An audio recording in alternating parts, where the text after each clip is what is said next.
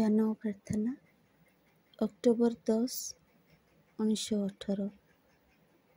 ହେ ମୋର ପରମ ପ୍ରିୟ ପ୍ରଭୁ, ତୋ ପାଇଁ, କେବଳ ତୋରି ପାଇଁ ମୁଁ କାର୍ଯ୍ୟ କରି ଚାଲିଛି। ଏ ଚିନ୍ତା କି ମଧୁର। ମୁଁ ରହିଛି ତୋ ସେବା ପାଇଁ।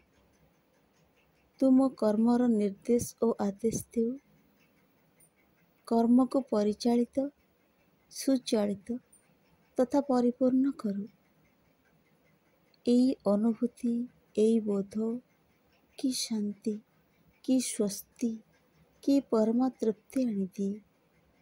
କାରଣ ତତେ ଅବାଧରେ କର୍ମ କରିବାକୁ ଦେବାକୁ ହେଲେ ଆବଶ୍ୟକ କେବଳ ବାଧ୍ୟ ହେବା, ସୁରମ୍ୟ ହେବା, ନିବେଦିତ ତଥା ଏକାଗ୍ର ହେବା।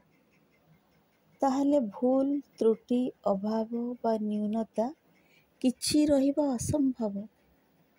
ତୁ ଯାହା ଚାହିଁଛୁ ତାହା ହିଁ କରୁଛୁ ଏବଂ ଯେମିତି ଚାହିଁଛୁ ଠିକ୍ ସେହିପରି ହିଁ କରୁଛୁ।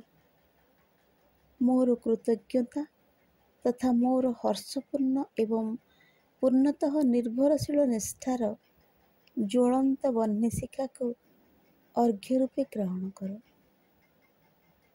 ପିତା ସ୍ମିତ ହାସ୍ୟରେ ମୋତେ ଚାହିଁ ତାଙ୍କର ସୁଦୃଢ଼ ବାହୁ ଯୁଗଳରେ ଗ୍ରହଣ କଲେ। ମୋର ଆଉ ତେବେ ଭୟ କାହିଁକି?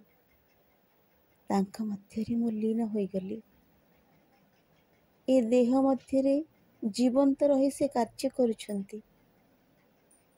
ଏ ଦେହକୁ ତାଙ୍କର ଆତ୍ମପ୍ରକାଶ ପାଇଁ ସେ ନିଜେ ହିଁ ତ ଗଢ଼ିଛନ୍ତି। ମା